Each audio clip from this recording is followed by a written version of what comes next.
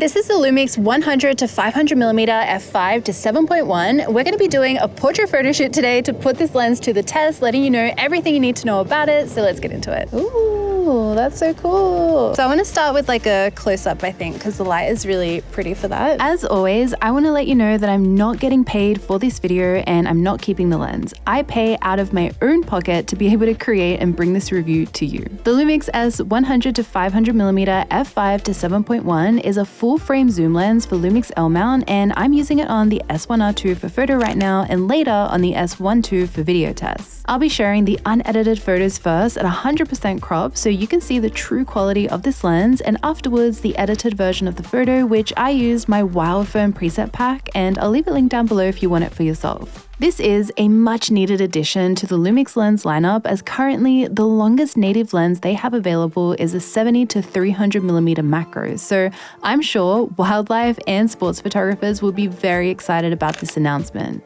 I'm pleasantly impressed with the image quality of this lens. It produces incredibly clear images with beautiful separation and bokeh. It'll look nice if you sit maybe just here, and I'll shoot this way. You could sit like one leg kind of like this, and you can kind of hunch over. There are a couple of optical quirks I noticed, which I will show you in a moment. This sharpness though is consistent throughout the entire focal range, and yes, I did end up taking portraits at 500mm for you to look at, which you'll see soon. And then do you want to try if you sit the way I am? Actually, let me move back and zoom in instead.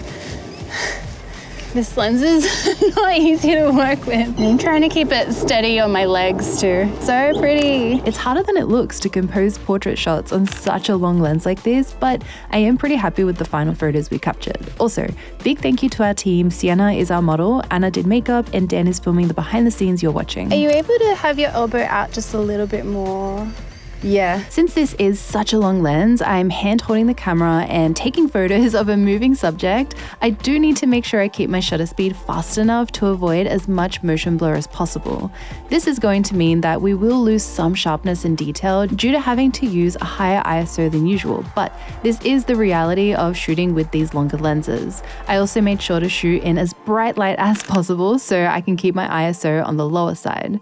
Plus, we have up to 7 stops of image stabilization on the longest end with the S1R2. I want to get like a full body shot here. I think it would be cool if you wanted to just kind of like sway the dress a little bit, and even like you can kind of pace and kind of kick around and stuff. By the way, I've edited this entire video using my custom Rec. 709 conversion light, which is available if you want to use it for your video footage as well. It includes a pack of 10 customizable Premiere Pro presets, so I'll leave it linked down in the description for you. And then I wanted to get like a walking shot as well, so if we both walk like sideways, and I'll just like follow you, hopefully, because it's really hard when you're zoomed in. If you want to start a little bit further that way, so I'll be a little bit in front of you the whole time. All right, let's give it a go. Yeah. Beautiful. You can like look over your shoulder, could be cool too. This lens has dual phase linear motors, and Dan and I put the performance to the test on a separate day in video mode on the S1II. I'm using all the same focus settings as during my photo shoot, but this way you can also get an idea of how the focus motors move and what it looks like for video. I have to say, this lens is so stunning for video. It has a beautiful render, the bokeh looks amazing, and I love the separation it produces. The footage is incredibly clear, and that sharpness is consistent whether you're on the widest end or the 500mm end. This lens does a great job at keeping up with a moving subject, which is exactly what you want to see in a telephoto like this. It's also very snappy when jumping in and out of the frame. The only time I could notice focus slipping a little bit is when I got very close to the camera. Also, side note, you don't know how difficult it is to stay in the frame while we're filming at 500mm. It's so hard walking towards the camera too, because one tiny step to the wrong side and you're already out of the frame.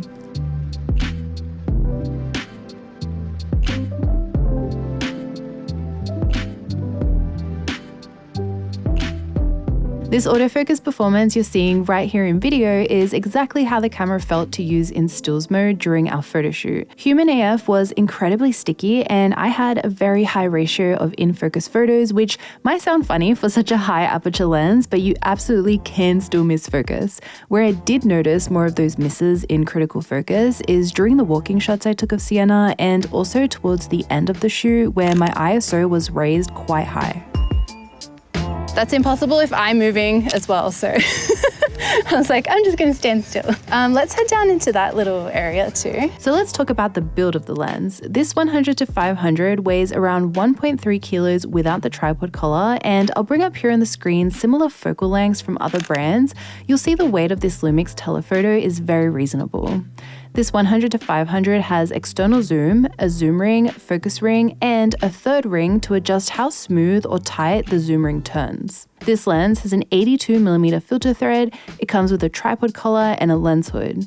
There are a few switches, including a focus limiter switch, AF to MF switch, 2 optical image stabilization modes, one is standard and the other one is for panning. There is one customizable button, and finally a zoom limit switch that locks the minimum focal length to start at 150mm, which then allows you to use teleconverters. And yes, this lens is compatible with both the 1.4x and 2x L-mount teleconverters from Lumix, Leica, or Sigma. I did also test out the 2x teleconverter, and I'll have some sample images for you to look at in just a moment.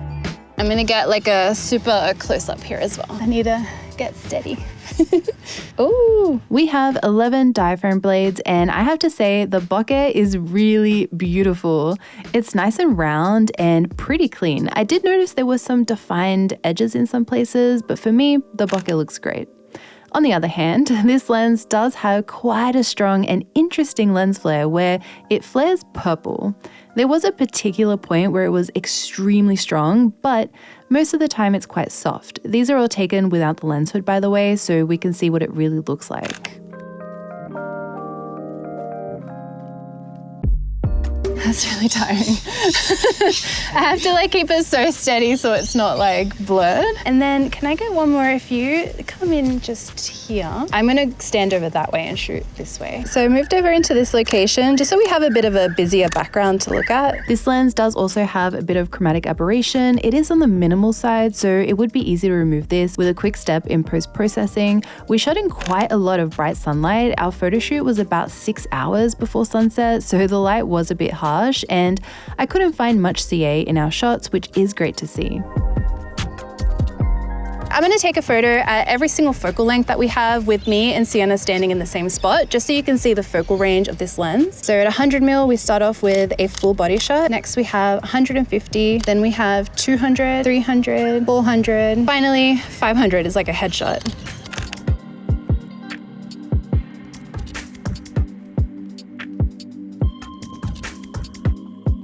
And now I'm gonna do that again, but this time I'm gonna frame each shot to look the same. So I'm gonna start off on the 500mm end. We're gonna get kind of like this mid-length shot right here. Now I'm gonna zoom in to 400 and I have to walk in closer. Next is 300, 200, 150, 100.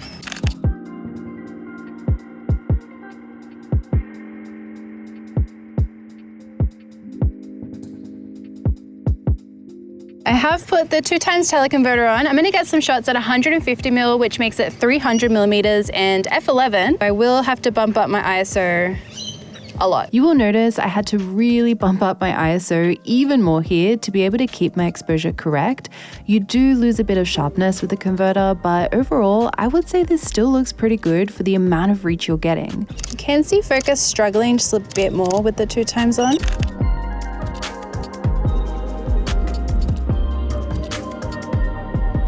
I also captured some birds on a different day, and this time I have more examples at 500mm for you. So with the teleconverter, that becomes 1000mm at f14. So who is this lens for, and what other options do you have to decide between? Like I mentioned earlier, this is a lens for wildlife, sports, and travel photographers due to not just the reach you're able to achieve, but also the image quality produced by this lens. In terms of similar lenses to take a look at, you also have the Sigmas I briefly mentioned earlier, the Sigma 100-400 f5-6.3, and the 150-600 f5-6.3, which match closely in terms of focal length and weight. I haven't had the chance to use these on location yet, so I can't talk for the quality and performance of either of these lenses, but let me know if you'd ever like to see a comparison between them.